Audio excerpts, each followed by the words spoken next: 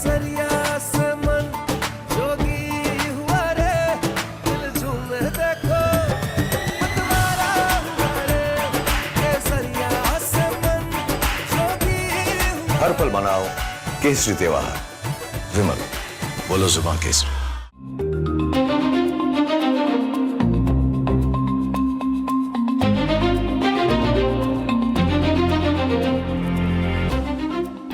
नमस्कार, आप सभी का बहुत बहुत स्वागत है। मेरा नाम रूबिका लियाकत है। आप देख रहे हैं टाइम्स नाउ नव भारत। 8:50 हो चले हैं और न्यूज की पाठशाला में आपका दाखिला हो चुका है। मैडम आ चुकी है। क्लास हर उस मुद्दे की जो आपके दिल के बहुत करीब है, जिसे लेकर आपके जहन में बहुत सारे सवाल खड़े हो रहे हैं, जो सोशल मीडिया पर भी है और आपके दिलो दिमाग में भी है। हम आपकी बात करेंगे, देश की बात करेंगे, आपके अधिकारों की और साथ में आपके कर्तव्यों की भी बात करेंगे। तो चलिए शुरू करते हैं इस वादे के साथ कि पढ़ाऊंगी ऐसा कभी किसी ने नहीं पढ़ाया होगा वैसा। पाठशाला में आज कौन कौन से चैप्टर्स क्विकली आपके सामने रख देती हूं। सबसे पहला चैप्टर राजनीति शास्त्र की क्लास। पेपर लीक पर आपने एक से बढ़कर एक विपक्षी दलों के बयान देखे होंगे। इन बयानों में क्या आप उलझ तो नहीं गए हैं? आंदोलन में आज डबल स्टैंडर्ड वाली राजनीति का चैप्टर आपके सामने खोलने वाली हूं, ताकि आप तय कर सके same time, same era, same year, लेकिन राजनीति दोहरी। दिल्ली में दिल बहुत जोर से धड़कता है, लेकिन अपनी ही सरकार वाले इलाके में कैसे चुप्पी साध लेते हैं, उन सबको आज एक्सपोज करेंगे। फिर आएगा चैप्टर नंबर 2, आंदोलन जीवी तंत्र पर क्लास। छात्र आंदोलन में कौन संवाद और कौन विवाद चाहता है? अन्ना मॉडल क्या लौट आया है? इस बार लाभार्थी कौन बनेगा? इस सवाल का जवाब खोजेंगे। और फिर आएगा पार्ट नंबर 3, लोकतंत्र और संविधान की क्लास। अपनी बात मनवाने के लिए संसद को खारिज कर देंगे हैं? संविधान के विरुद्ध बोलने वालों पर एक कड़ा चैप्टर आपके सामने होगा। और फिर आएगा पार्ट नंबर 4, बाढ़ से बेहाल सिस्टम की क्लास लेना जरूरी है। कश्मीर से लेकर कन्याकुमारी तक, गुजरात तक बारिश, बाढ़, तबाही, बरसात में डूबा सिस्टम कब तक झेलेंगे हम भारत के लोग? ये सवाल उठाना जरूरी है। और फिर अंत में हमारा स्पेशल सेगमेंट, जिसमें हम आपको बताएंगे एक ऐसे मंदिर के बारे में जिसकी चुंबकीय शक्ति खींचती है। सोचा है कभी क्यों?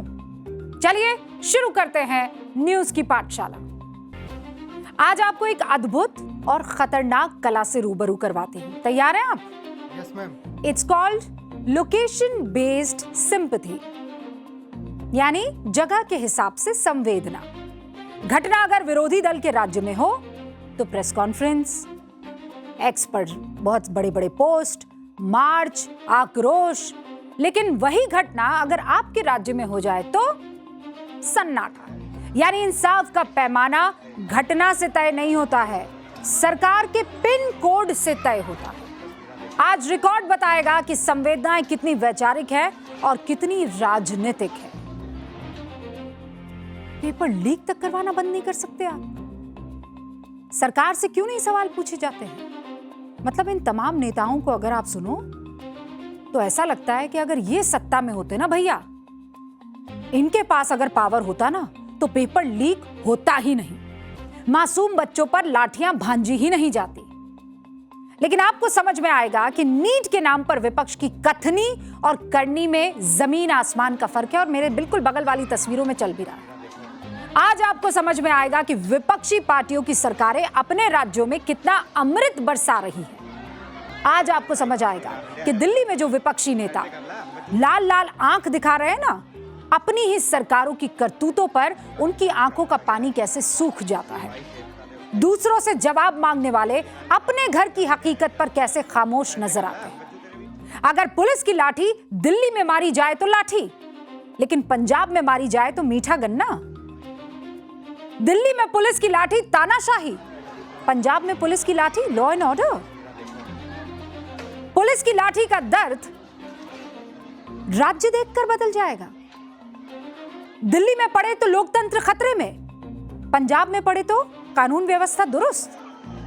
वो रामचरितमानस में तुलसीदास जी ने कहा है ना, पर उपदेश कुशल बहु तेरे, यानी दूसरों को उपदेश और सलाह सीख देना बहुत आसान है, लेकिन वही कसौटी खुद पर आने लगे तो सारे सिद्धांत और नैतिकता छुट्टी पर चले जाते। कहां चले जाते हैं? छुट्टी पर।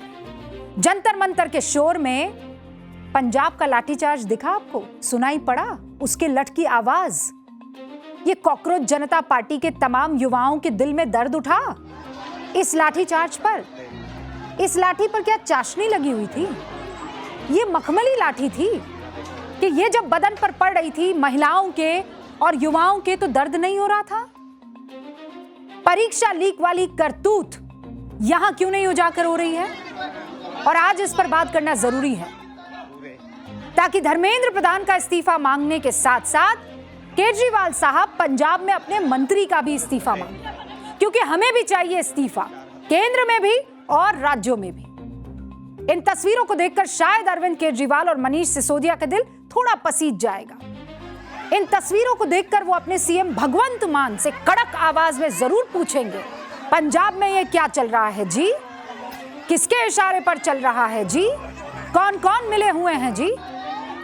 आपकी स्क्रीन पर पंजाब की इस वक्त जो तस्वीर चल रही है, और ये 3 तस्वीरें, एक एक नहीं, कितनी है? 3 तस्वीरें। कहां कहां की है और कब कब की है? आपके सामने ये है। फरीदकोट की है, खन्ना की है, पटियाला की है। जो पहली तस्वीर है वो Punjab pharmacy officer exam leak की है। पेपर लीक की बात सुनी होगी ना आपने? यहां तो पूरी की पूरी परीक्षा लीक हो गई। दूसरी तस्वीर जो है वो पंजाब में मजदूरों पर किस तरीके से अटैक किया जा रहा है। 15 जुलाई को 8 महीने से रुके बकाया वेतन की मांग की जा रही थी। अब ये लोग इंसान नहीं है? पंजाब में रहने वाला मजदूर इंसान नहीं है, जंतर मंतर पर बैठा इंसान इंसान है। वेतन तो नहीं मिला, लेकिन पुलिस की लाठियां मिली, दौड़ा दौड़ा कर पीटा गया। और फिर तीसरी तस्वीर पिछले महीने की है, जहां आईटीआई पास युवाओं पर पंजाब पुलिस जमकर लाठीचार्ज कर रही थी। कई लड़के और लड़कियां घायल हो गए थे, अस्पताल में एडमिट करवाना पड़ा था। यहां भी तो ये लोग बैठे ही हुए हैं। पुलिस जब लाठीचार्ज कर रही है, वहां क्या हुआ था दिल्ली में पता है ना आपको? पत्थर फेंके जा रहे थे, टाइल घिसी जा रही थी, गाड़ियां फोड़ी जा रही थी। और यहां मतलब जो केजरीवाल दिल्ली में क्रांति पकड़ लेते हैं, पंजाब में शांति पकड़ लेते हैं। पंजाब के युवाओं पर लाठी चले तो उनका राजनीतिक रिमोट का बटन कौन से पे चला जाता है? वो क्या होता है? आवाज एकदम जो बंद हो जाती है, म्यूट। केजरीवाल पीएम मोदी को जनरल डायर कहते हैं, लेकिन पंजाब में भगवंत मान उन्हें कोमल हृदय वाले सज्जन नजर आ रहे हैं। Very interesting. इस किस्म की ब्रूटैलिटी आज तक कभी देखी नहीं गई थी। ऐसे लगता है जो जलियांवाला बाग में जनरल डायर ने किया था, वो भी शायद मोदी जी ने पीछे छोड़ दिया। कुछ लोगों का कहना है शायद जनरल डायर की आत्मा ने मोदी जी के रूप में जन्म लिया है। ये बच्चे हमारे हैं, क्या मांग रहे हैं ये बच्चे आपसे? ये कह रहे हैं कि पेपर लीक कराना बंद करो। एक प्रधानमंत्री होकर पेपर लीक कराना बंद नहीं कर सकते आप? अब इन सब के बयान सुनने के बाद पीएम मोदी का एक वायरल बयान याद आ रहा है। सुनाऊं क्या आपको वो वायरल बयान? सुनाइए मैम। अच्छा सुन लीजिए। हिपोक्रेसी की भी सीमा होती है।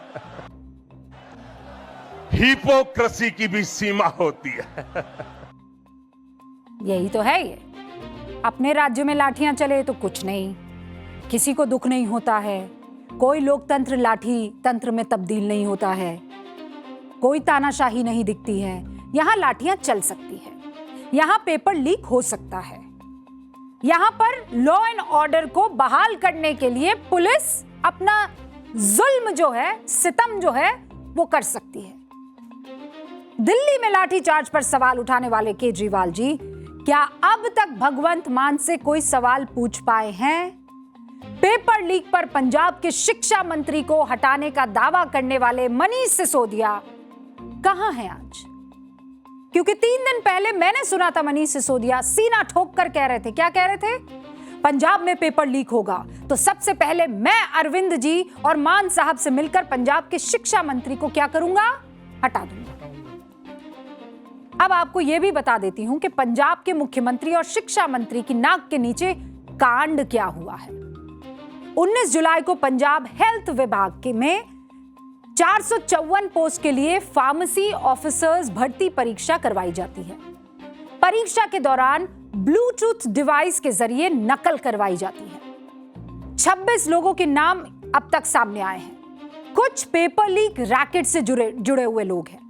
फरीदकोट में बनाए गए कंट्रोल रूम से ब्लूटूथ डिवाइस के जरिए यहां पर नकल करवाई जा रही थी। इस गिरोह ने परीक्षा पास करवाने के नाम पर 3 लाख रुपए से लेकर कितने लाख रुपए लिए? 13 लाख रुपए की रकम तय की। अब अरविंद जी, आपके पास तो बहुत अच्छा मौका है। पंजाब में अपने मंत्री को हटा दीजिए ना और किसी योग्य व्यक्ति को चुनकर उसे जिम्मेदारी सौंप दीजिए। वो योग्य व्यक्ति जो आप दिल्ली में खड़े होकर नहीं कह रहे थे, वांगचुक जी को बना दिया जाए देश का शिक्षा मंत्री। हम कहते हैं वांगचुक जी को बना दिया जाए पंजाब का शिक्षा मंत्री। इसी मॉडल पर काम करते हैं ना, क्योंकि एक ही समय पर 2 अलग अलग राज्यों में एक ही जैसी चीज हो और एक राज्य में लाठी तंत्र और दूसरे राज्य में सब कुछ बढ़िया फिट एंड फिक्स नहीं हो सकता है। और सबसे बड़ी बात यह है कि जो भगवंत मान नीट पर शोर मचा रहे थे वो अब पंजाब में परीक्षा लीक पर कहीं नजर नहीं आ रहे। अभी तो हम हरसिमरत जी कह रही हैं। दिल्ली और पंजाब में महिलाओं पर हुई पुलिस की क्रूरता दिखाऊं क्या आपको? दिल्ली की एक तस्वीर सामने आई थी, वो दिख रही है आपको? एक पुलिस वाला लड़की को धकेल रहा है ना? बहुत गलत तस्वीर। कोई पुलिस वाला इस तरीके से किसी महिला के साथ ये जुर्रत नहीं कर सकता। जिसने की उस पर कड़ी से कड़ी कार्रवाई होनी चाहिए।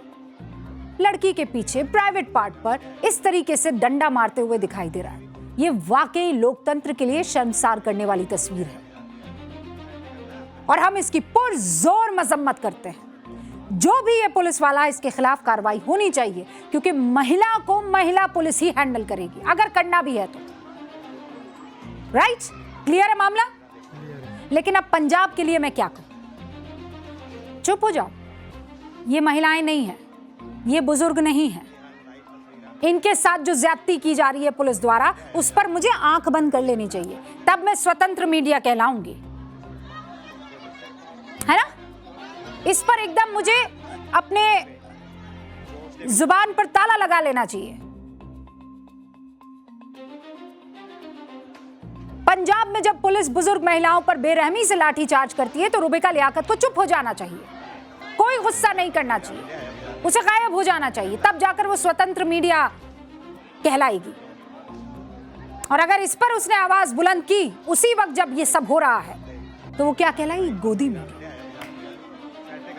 दिल्ली में अगर एक लड़की के साथ बदसलूकी होती है तो गुस्सा, शिकायत और आक्रोश। पंजाब में बुजुर्ग महिलाओं के साथ बेरहमी से पेश आती है वहां की पुलिस तो सन्नाटा, सुई पटक। अब कहां गई विपक्षी पार्टियां? कहां है गुस्सा? गरीब महिलाएं सफाई कर्मचारी हैं, पंजाब सरकार से अपनी नौकरी और अटके हुए वेतन की मांग कर रही हैं। यहां इनको लाठी मारकर नहीं भगाया जाएगा। सारी वो हीरोइनें कहां हैं बॉलीवुड की? इन महिलाओं को दर्द नहीं होता है? क्यों? लोहे का है इनका शरीर। कहां गए वो सारे के सारे इन्फ्लुएंसर्स? अब रोना नहीं आ रहा है, सुबक सुबक कर। और कुछ तस्वीरें दिखाऊं? 15 जुलाई 2026 को पंजाब में मनरेगा कर्मचारियों और मजदूरों ने अपने वेतन को लेकर प्रदर्शन किया। 8 महीने से वेतन नहीं मिल रहा था, 8 महीने से। 5 जून की एक और तस्वीर जहां पंजाब पुलिस ने 2600 युवाओं को जमकर लठ से मारा। हजारों ITI पास युवा पंजाब स्टेट पावर कॉर्पोरेशन के मुख्यालय के बाहर प्रदर्शन कर रहे थे। पंजाब के बिजली विभाग ने नौकरी देने का इनको भरोसा दिया था, अब पलट गए। ऐसे यू टर्न से याद आया, दिल्ली में क्रूर नजर आती है जो पुलिस, पंजाब में कोमल कैसे हो जाती है? दिल्ली में पेपर लीक एक बड़ी समस्या है, पंजाब में पूरी की पूरी परीक्षा लीक हो जाती है, कोई समस्या नहीं है। कमाल है। तो बात यह है कि दोनों एक ही थाली के चट्टे बट्टे हैं। यहाँ पर तो मामा बन के घूम रहे हैं आम आदमी पार्टी के लोग जिनके पेपर लीक हुए हैं, लेकिन पंजाब के अंदर पेपर लीक हुआ है फार्मेसी का। उनके बारे में कोई तवज्जो नहीं है। वहां भी प्रोटेस्ट किया लोगों ने, उनको मारा गया, पीटा गया, पुलिस द्वारा भगाया गया। अब आपको पंजाब से संसद लेकर चलती हूं, ठीक है? अब इसके लिए भी तैयार रहिए। आज प्रियंका गांधी रौद्र अवतार में नजर आई। मीडिया से साफ साफ शब्दों में कह दिया वो सिर्फ सही सवालों के जवाब देंगी। सबसे बड़ा सवाल यह भी है, 3-4 साल पहले उनके ये तेवर कहां थे जब राजस्थान में उनकी पार्टी की सरकार के दौरान एक के बाद एक पेपर लीक हो रहे थे? उस समय प्रियंका गांधी ने पत्रकारों से क्यों नहीं कहा कि गहलोत सरकार और शिक्षा मंत्री गोविंद सिंह डोटासरा से सवाल पूछिए जाइए? 3 साल पहले प्रियंका गांधी क्या कहती थी, मैं आपको सुनवाना चाहती हूं, सुनिए। मैं अब से वो सवाल उन सवालों का जवाब दूंगी जो रेलेवेंट सवाल हैं, ठीक है? आपने पूछा धर्मेंद्र जी से कि वो इस्तीफा कब देंगे? नहीं, आप बता दो, पूछा है कि नहीं? नहीं पूछा ना? आपने पूछा है? आपने पूछा धर्मेंद्र प्रधान जी से, पूछा कि आप इस्तीफा कब दे रहे हैं? पूछा है आपने? जवाब दीजिए, यस और नो। नहीं, गोलमोल जवाब नहीं, गोल जवाब नहीं। कोई गोल जवाब नहीं दूंगी प्रियंका जी। मैं यहां खड़े होकर अभी न्यूज की पाठशाला में आपकी इच्छा पूरी किया कर देती हूं। मैं यहां खड़े होकर देश के शिक्षा मंत्री धर्मेंद्र प्रधान से पूछती हूं कि वो अपना इस्तीफा कब देंगे। उनकी अकाउंटेबिलिटी तय होनी चाहिए, वो इस्तीफा कब देंगे। फिर रिपीट करती हूं, धर्मेंद्र प्रधान इस्तीफा कब देंगे। अब सवाल पूछ लूं प्रियंका जी आपसे। प्रियंका गांधी 3 साल पहले फ्लैशबैक में आप जाइए, राजस्थान में कांग्रेस की गहलोत सरकार थी, गोविंद सिंह डोटासरा माननीय शिक्षा मंत्री थे। उस दौर में लगातार पेपर लीक की घटनाएं हो रही थी। मैडम सुनिए ना, प्लीज सुनिए। शिक्षक भर्ती के लिए रीट का पेपर लीक हो गया, लाखों छात्रों की मेहनत पर पानी फिर गया, युवा सड़कों पर उतर आए। शिक्षा मंत्री डोटासरा इस्तीफा दिया क्या? उनसे इस्तीफा मांगा गया क्या? उस समय डोटासरा ने क्या बयान दिया था, आप सुनना चाहेंगी प्रियंका जी? मैं बताऊं आपको क्या बयान दिया था। उन्होंने कहा शिक्षा मंत्री करवाता है क्या रीट का पेपर? फिर दोहरा दूं, शिक्षा मंत्री करवाता है क्या रीट का पेपर? रीट का पेपर तो माध्यमिक शिक्षा बोर्ड करवाता है, सरकार एक्शन ले रही है। डोटासरा कहते हैं कानून व्यवस्था बनाने में काम पुलिस का है। प्रदर्शन कर रहे आंदोलनकारियों को पुलिस लड्डू देती है क्या? मैं कुछ भी इधर उधर नहीं कर रही हूं, जो उन्होंने कहा है वही पढ़कर सुना रही हूं। यानी पुलिस राजस्थान में लाठीचार्ज करे तो लड्डू, लेकिन दिल्ली में लाठीचार्ज करे तो अत्याचार। डोटासरा ने यह नहीं बताया कि माध्यमिक शिक्षा बोर्ड शिक्षा मंत्रालय के अंदर आता है। आप उसी शिक्षा मंत्रालय में मंत्री थे, ठीक उसी तरह जैसे नीट की परीक्षा नेशनल टेस्टिंग एजेंसी करवाती है, जिसके मंत्री धर्मेंद्र प्रधान हैं। मतलब वो जिस मिनिस्ट्री में आता है उसके मंत्री धर्मेंद्र प्रधान हैं। डोटासरा पर सबसे बड़ा आरोप तो यह है कि उनके शिक्षा मंत्री रहते उनके परिवार के 4 लोगों को आरपीएससी यानी राजस्थान पब्लिक सर्विस कमीशन में सिलेक्शन करवाने में मदद करवाई गई थी। उनमें उनका बेटा, बहू का भाई, बहन, इनका नाम शामिल है। ऐसे बड़े बड़े आरोप लगे हैं। ये हम नहीं कह रहे हैं, ये विपक्षी सवाल उठा रहे हैं।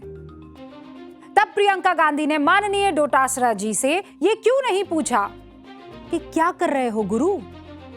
तब डोटासरा आंदोलन को नौटंकी बताया करते थे, पुलिस की लठ को लड्डू बताया करते थे। आज क्रूरता बता रहे हैं। सच्ची सुनिए। को राजस्थान की विधानसभा आ रही है, 9 तारीख को तैयारी करनी चाहिए।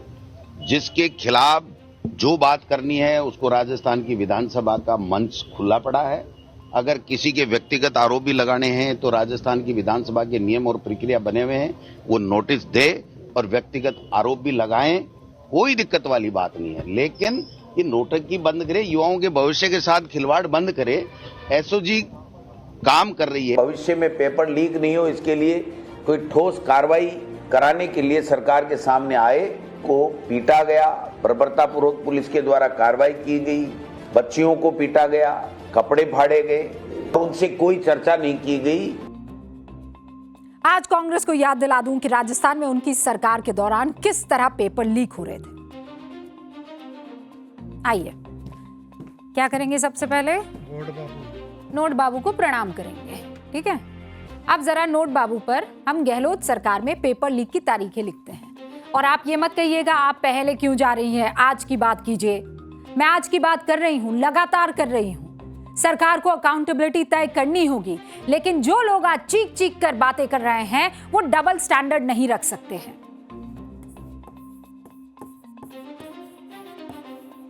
गहलोत सरकार में एक के बाद एक पेपर लीक हुए हैं और ये हर किसी को मालूम है।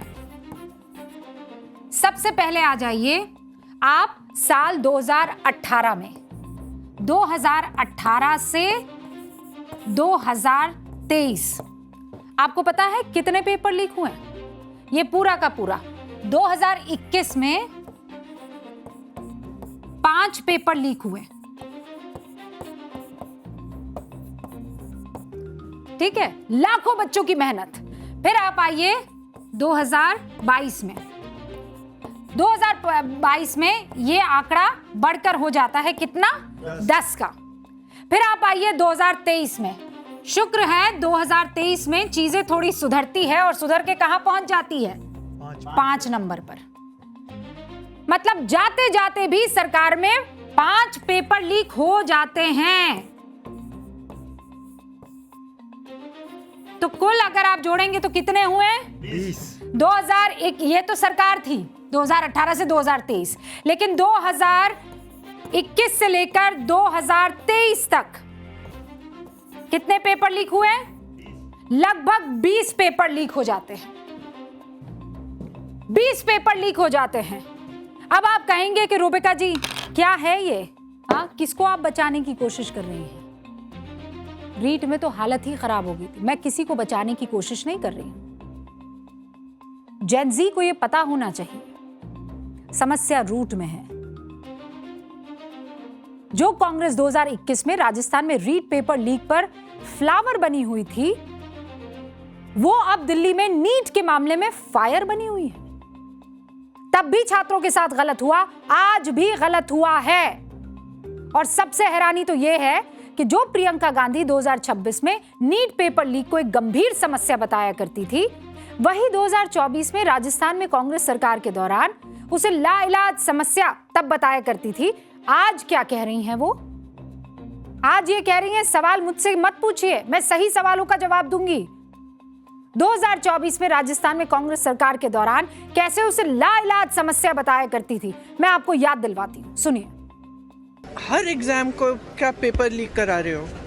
बच्चे इतना संघर्ष करके पढ़ाई करते हैं, अपने लिए एक फ्यूचर देखते हैं, आप उस फ्यूचर को बिगाड़ रहे हो। आपको मालूम है पेपर लीक की बड़ी समस्या है।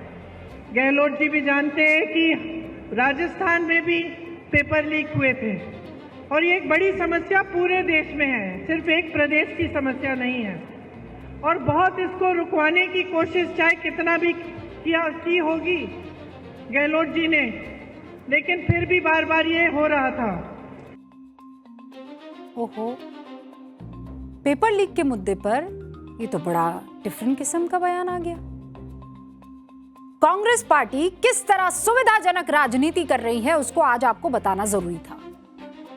अब केरल लेकर चलती हूँ। ये बौछार दिख रही है आपको? क्या हो रहा है? बच्चों पर एकदम तेज पानी की बौछार। ये नीट पेपर लीक मामले में ही बौछार हो रही है। प्रॉब्लम यह है कि अलग अलग चश्मा लगा लेते हैं हम। यही कांग्रेस जो दिल्ली में नीट पेपर लीक के मामले में धरना प्रदर्शन कर रही थी, राहुल गांधी जी आपको पता है ना मौजूद थे वहां पर, वही युवाओं को केरल में किस तरीके से पानी की बौछारों से परेशान कर रही है। युवाओं के लाठीचार्ज का बुलंद आवाज में विरोध करने वाली कांग्रेस केरल में युवाओं की आवाज दबाने के लिए वाटर कैनन चलवा रही है। दिल्ली में हमदर्दी का प्रचार, केरल में छात्रों पर वाटर कैनन की बौछार। कमाल है, कमाल है। ये युवा केरल के शिक्षा मंत्री से किसका इस्तीफा मांग रहे? धर्मेंद्र प्रधान का। फिर भी पुलिस से बर्दाश्त नहीं हो रहे। क्यों भाई? कांग्रेस सरकार की मदद कर रहे थे ना ये तो। और सबसे ज्यादा हैरानी की बात यह है कि युवा केरल में, ये जो युवा हैं केरल में धर्मेंद्र प्रधान का इस्तीफा मांग रहे थे और उसी केरल के मुख्यमंत्री वीडी सतीशन दिल्ली में धर्मेंद्र प्रधान का इस्तीफा सड़क पर बैठकर मांग रहे थे। ये देखिए ऐसे जो बैठे हुए हैं, दिखे? राहुल गांधी की आवाज बुलंद करने में केरल के मुख्यमंत्री देखिए कैसे मदद कर रहे हैं। और केरल में जब हो रहा है तो पुलिस लॉ एंड ऑर्डर संभाल रही है।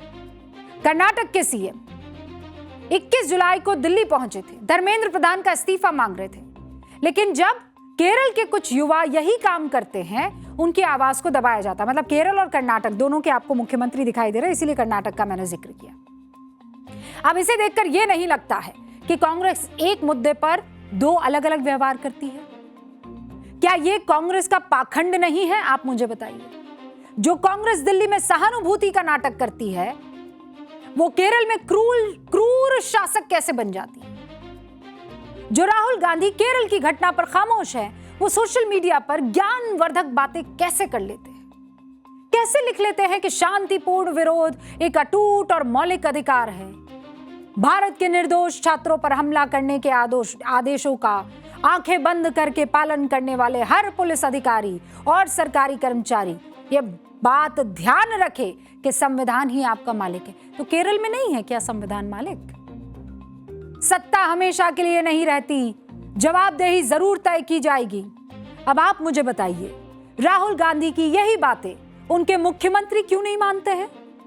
जब विरोध प्रदर्शन के नाम पर राहुल गांधी पीएम मोदी के घर पहुंच जाते हैं, पुलिस से भिड़ जाते हैं, सड़क पर लेट जाते हैं, तब कहते हैं कि लोकतंत्र को मजबूत कर रहे हैं। और केरल में अगर कोई उनकी विपक्षी और विरोधी पार्टी का युवा करे तो आप वाटर कैनन की बौछार उनके ऊपर लगाते हैं।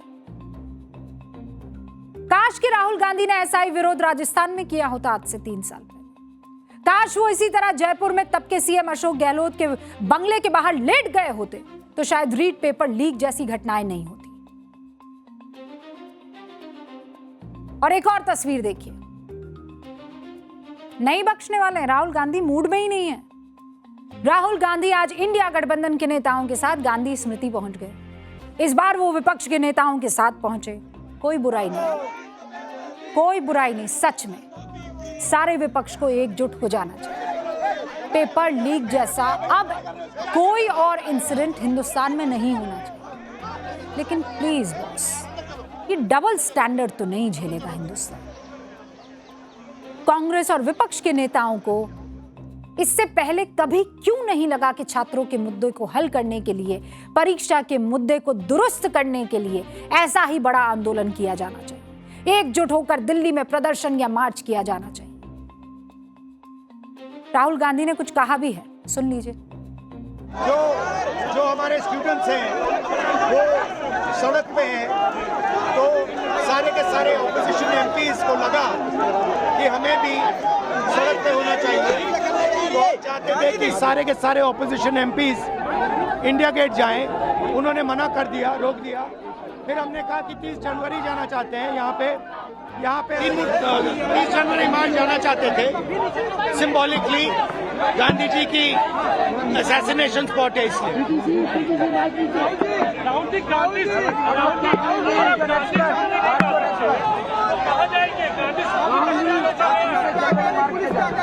वो शायद अब खोल रहे हैं। हम पूरी ताकत से कहना चाहेंगे, इस देश के बच्चों के साथ न्याय होना चाहिए। इस देश के बच्चों की मेहनत बेकार नहीं जानी चाहिए। वो तमाम बच्चे जो अलग अलग राज्यों से, चाहे अपने माँ बाप को बताए या बगैर बताए, इस आंदोलन में शामिल होने के लिए आए हैं, उनकी बातों को सुनना चाहिए। वो अगर अपने फ्यूचर को लेकर डरे हुए हैं, सहमे हुए हैं, यहाँ की परीक्षा और शिक्षा प्रणाली को लेकर परेशान हैं, तो उनकी सुनवाई होनी चाहिए। हमें इसमें कोई शक नहीं है। लेकिन जो तस्वीरें अभी मैंने आपको न्यूज़ की पाठशाला में दिखाई है, उन तस्वीरों को देखकर आप तय कीजिएगा कि कौन संवेदना प्रकट कर रहा है और कौन राजनीति कर रहा है। कांग्रेस पार्टी संवेदना की जगह शक्ति प्रदर्शन पर क्या जोर नहीं दे रही है? अरविंद केजरीवाल जहां उनकी सरकार है, जहां वो सलूशन निकाल सकते हैं, वहां मुंह मोड़कर दिल्ली का रुख करके प्रेशर बनाकर क्या साबित करना चाहते हैं? बहुत सिंपल सा ये सवाल है। अब मैं अगले चैप्टर की तरफ जा रही हूं और ये अगला चैप्टर आंदोलन जीवी तंत्र पर है। इतिहास जब खुद को दोहराता है ना तो कई बार चेहरे बदल जाते हैं, लेकिन जो पैंतरे होते हैं ना, पैंतरे समझते हैं, वो वैसे के वैसे रहते हैं। दिल्ली की सड़कों पर आज जो कुछ दिख रहा है, मैं उसी पैंतरे का एक उदाहरण आपके सामने रख रही हूं। संविधान के तहत विरोध प्रदर्शन आपका अधिकार है। क्या है? अधिकार है, हम सबको है। लेकिन चश्मा चढ़ाकर आपको तब देखने की जरूरत होती है जब एक तरह के प्रोटेस्ट में वही गिने चुने नाम, वही गिने चुने चेहरे, वही गिने चुने ऑर्गेनाइजेशंस दिखाई देने लगते हैं, और वो भी लिटिल टू मच एक्साइटमेंट के साथ।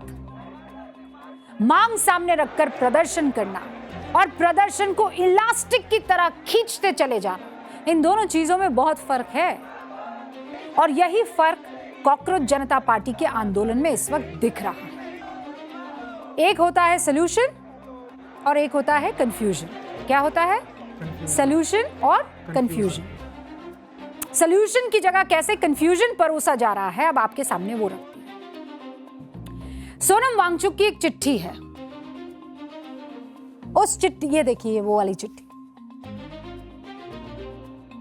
उन्होंने 2 केंद्रीय मंत्रियों से मुलाकात के बाद ये लिखी, उन्हीं को लिखी। इसमें धर्मेंद्र प्रधान के इस्तीफे को लेकर एक शब्द का इस्तेमाल किया गया है। वो शब्द है कंसिडरेशन ऑफ रेजिग्नेशन, यानी आंदोलन का लीडर अब इस्तीफे की डिमांड की जगह कह रहा है इस्तीफे पर विचार किया जाए, और वो सलूशन की तरफ बढ़ने पर ज्यादा फोकस नजर आ रहा है। सोनम वांगचुक के बैनर तले ये आंदोलन जो है मजबूत हुआ, इसमें कोई दो राय नहीं है। सीजेपी लेकिन अब सोनम वांगचुक की बात से इत्तेफाक नहीं रखती है, वो डिफरेंट वे चल पड़ी है। आप खुद सुन लीजिए। आज हमारे प्रोटेस्ट का 34th डे है, सोनम सर की हंगर स्ट्राइक का 26th डे। हमारा प्रोटेस्ट जैसे चला रहा था वैसे ही चलता रहेगा। हमारा प्रोटेस्ट तब तक वापस नहीं लिया जाएगा जब तक धर्मेंद्र प्रधान का इस्तीफा नहीं होता। जब तक धर्मेंद्र प्रधान का इस्तीफा नहीं होता है, हम ऐसे ही चलते रहेंगे। सोनम वांगचुक कहते हैं कंसिडरेशन ऑन रेजिग्नेशन, मतलब लीडर कुछ और कह रहा है। लीडर के कंधे पर सवार होकर जो मजबूत हो रहे हैं वो कुछ और कह रहे हैं। अब कंफ्यूजन फैलाने का दूसरा उदाहरण आपके सामने रखती है। सरकार कह रही है कि कल दोपहर से आज दोपहर तक 4 बार कॉकरोच जनता पार्टी के रिप्रेजेंटेटिव से बातचीत की पेशकश हमने की है, लेकिन कॉकरोच जनता पार्टी ने बात करने से इनकार कर दिया है। कह दिया है कि धर्मेंद्र प्रधान के इस्तीफे के बगैर कोई बातचीत नहीं होगी, और यह भी कि या तो आप जंतर मंतर पर आइए बातचीत करने के लिए या किसी न्यूट्रल ग्राउंड पर आइए, जैसे कि कॉन्स्टिट्यूशन क्लब। न्यूट्रल ग्राउंड पर आइए, यह किस तरह का बयान है? ये क्या 2 देशों की सेनाओं की आपस में कोई बातचीत हो रही है कि नो मैन्स लैंड पर आइए? जैसे कह रहे हो कि हमारा इलाका है या आपका इलाका नहीं, उस वाले इलाके में आइए तभी बात होगी। अरे ये दिल्ली की धरती है, कोई डिस्प्यूटेड लैंड नहीं है। पीएम मोदी ने आज खुद कहा कि पेपर लीक के मामले की सुनवाई के लिए फास्ट ट्रैक कोर्ट बनाए जाएंगे। युवाओं के भविष्य के साथ खिलवाड़ करने वाले किसी भी व्यक्ति को बख्शा नहीं जाएगा। इस पर भी सीजेपी की तरफ से बयान आता है कि ये तो लीपा पोती है, इट्स लाइक अ बैंडेड। इस्तीफा जब तक नहीं होगा आगे कोई बात नहीं होगी, यानी वही रट। अब आप बताइए कि सलूशन निकालने की जगह लटकाना, अटकाना, भटकाना क्यों? सरकार बातचीत को तैयार है, जाइए ना, put your demands right in front. Demand क्या होनी चाहिए? दोबारा पेपर लीक ना हो, सिस्टम दुरुस्त हो।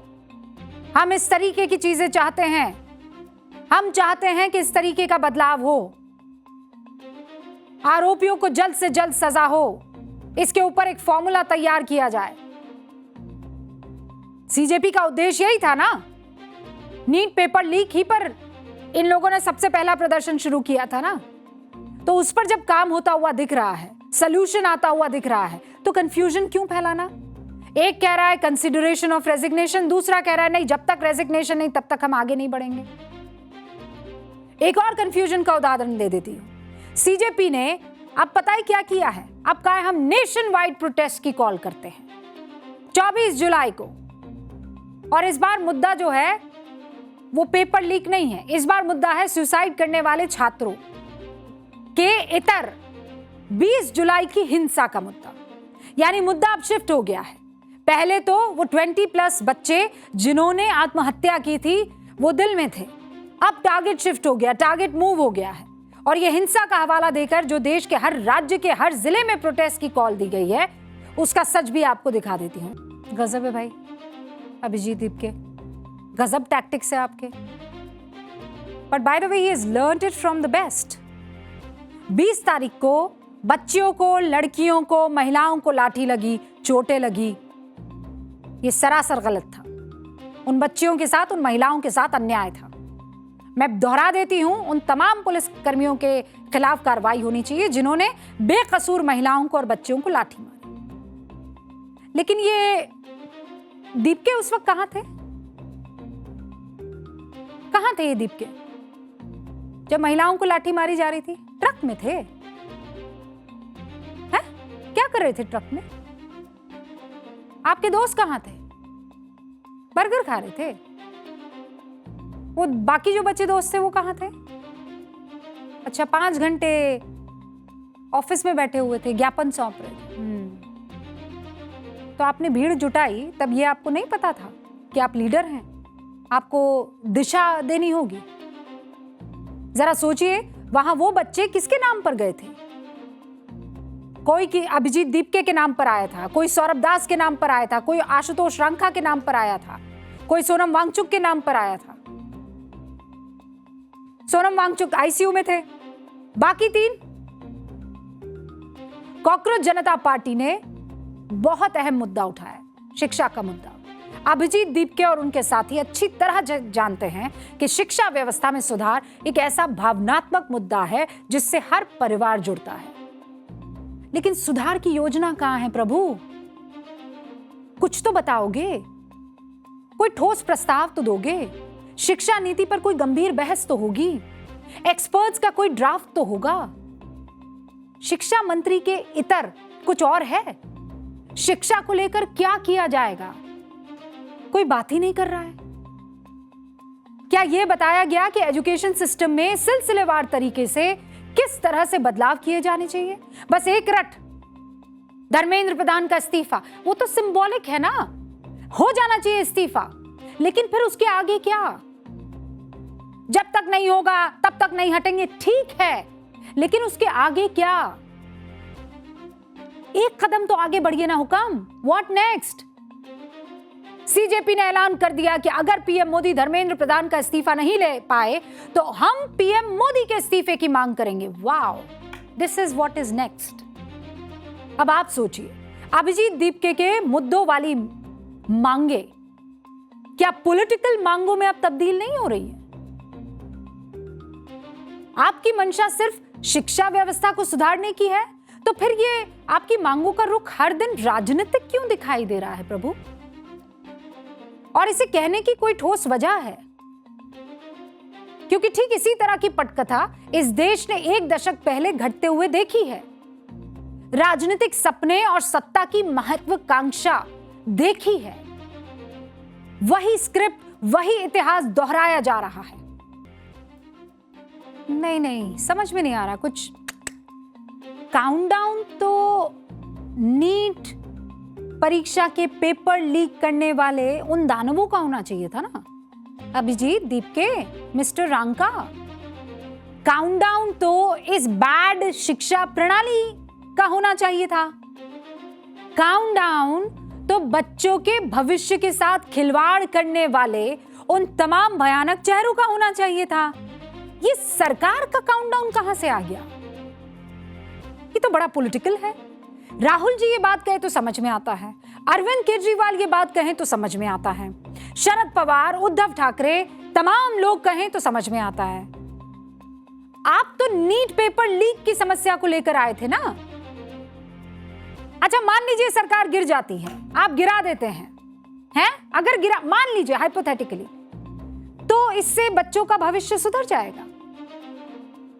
मतलब उसके बाद नीट परीक्षा को लेकर कोई बच्चा जिंदगी में आत्महत्या नहीं करेगा, किसी तरह की कोई परेशानी आने वाले दिनों में बच्चों को नहीं होगी। इस्तीफे से शिक्षा प्रणाली टॉप की हो जाएगी। वाह, किसे बेवकूफ बनाया जा रहा है? मंशा क्या है? ये कदम किस तरफ जा रहे हैं? क्योंकि हमने आंदोलन देखे हैं, बहुत सारे फेजेस में चलते हुए आंदोलन देखे हैं। पहले भ्रष्टाचार, फिर लोकपाल, फिर शीला दीक्षित, फिर उनके मंत्रियों का इस्तीफा, फिर पूरी सरकार हटाने की बात,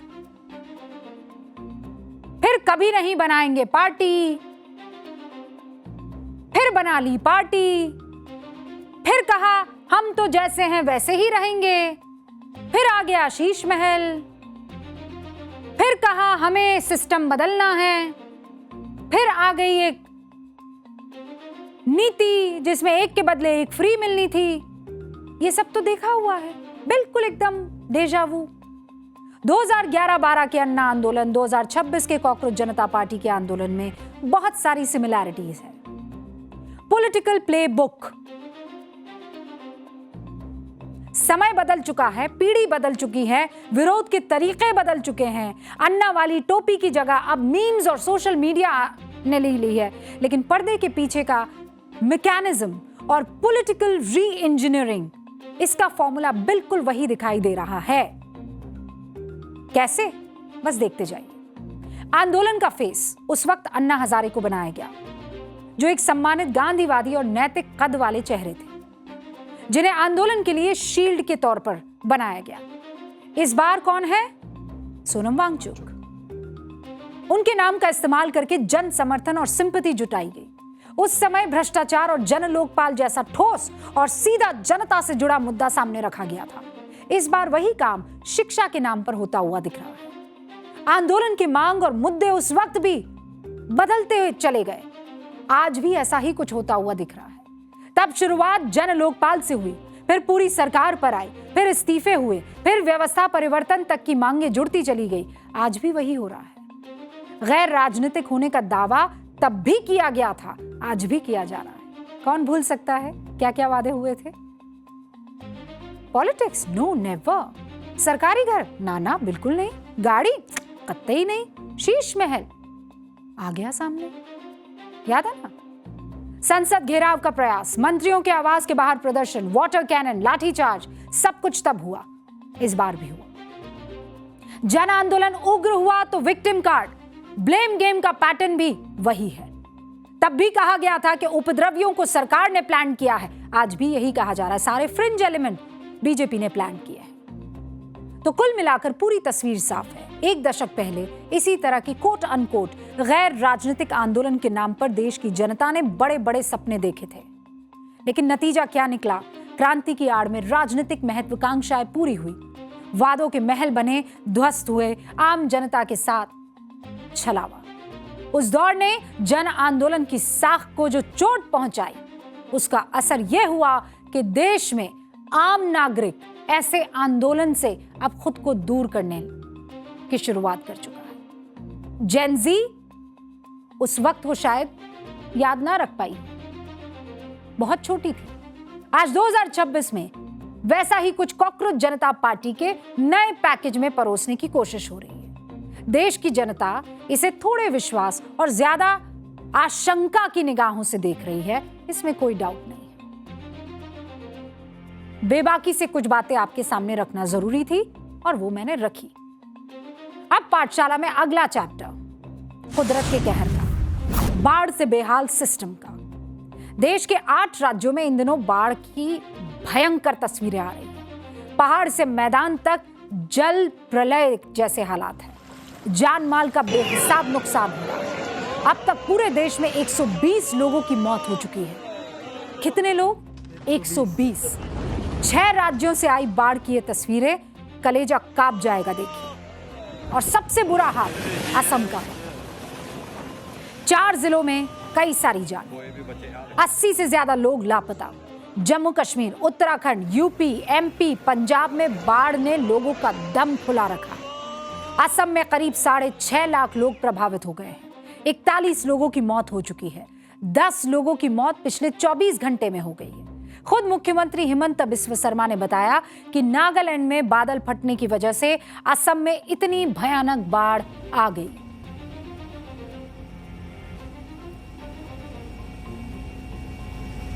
एक तरफ बाढ़ और दूसरी तरफ लचर सिस्टम। ये जम्मू कश्मीर के बड़गाम की तस्वीर है। यहां एक शॉपिंग कॉम्प्लेक्स की पूरी बिल्डिंग सुखनाग नाले में समा गई। इस बरसाती नाले में तेज बारिश की वजह से पानी का बहाव इतना तेज था कि 2 मंजिला बिल्डिंग की नींव हिल गई और फिर जो हुआ उसे लोगों के मुंह से सिर्फ चीखें निकलने पर मजबूर कर दिया।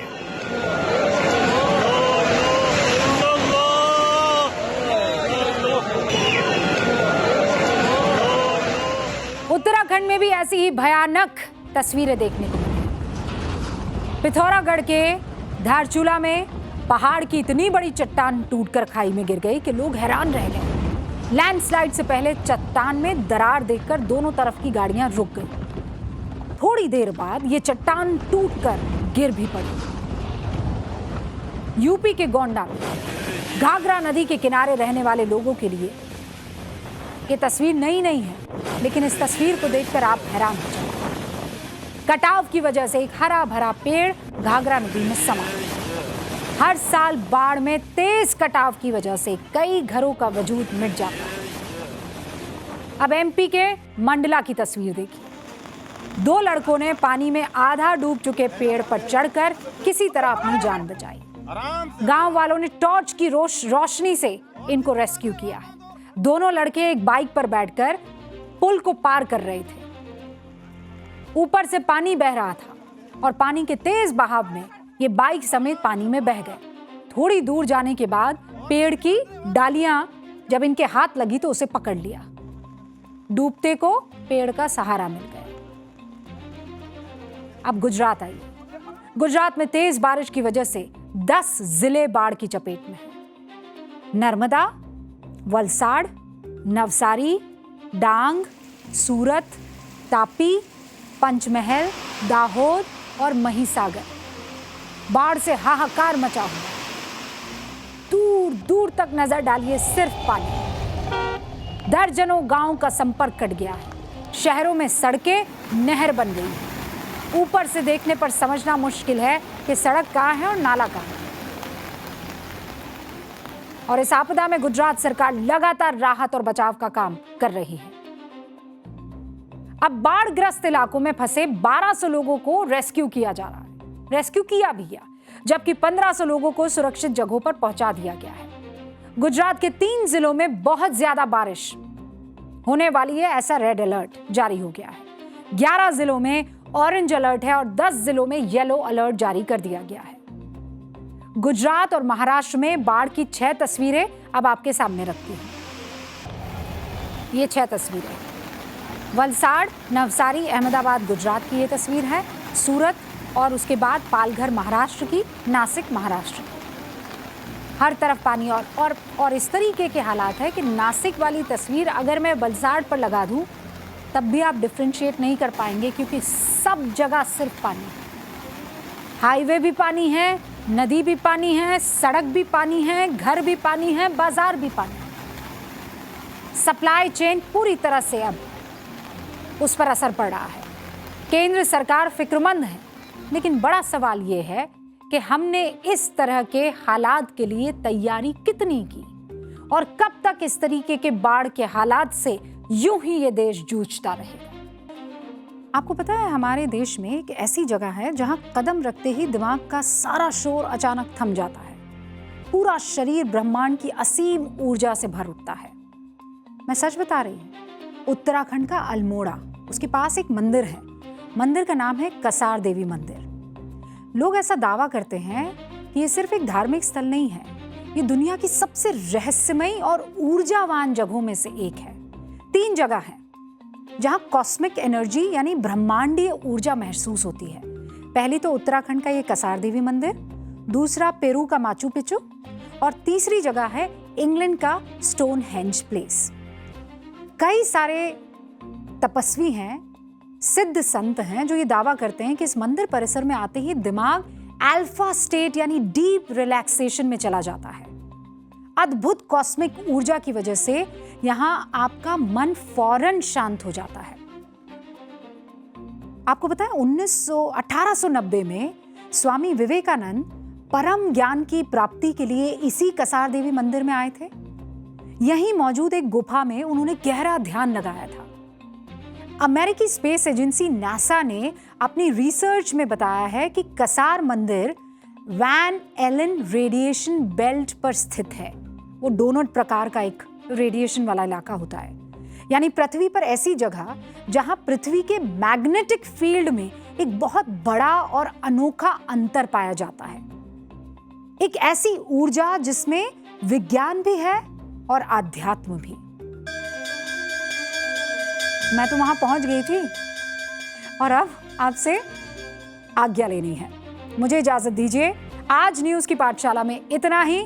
कल फिर आपके साथ हाजिर हो जाएंगे और आपको देश और दुनिया की हर बड़ी खबर से रूबरू करवाएंगे, हर डिटेल के साथ। कहाँ? न्यूज की पाठशाला में। नमस्कार।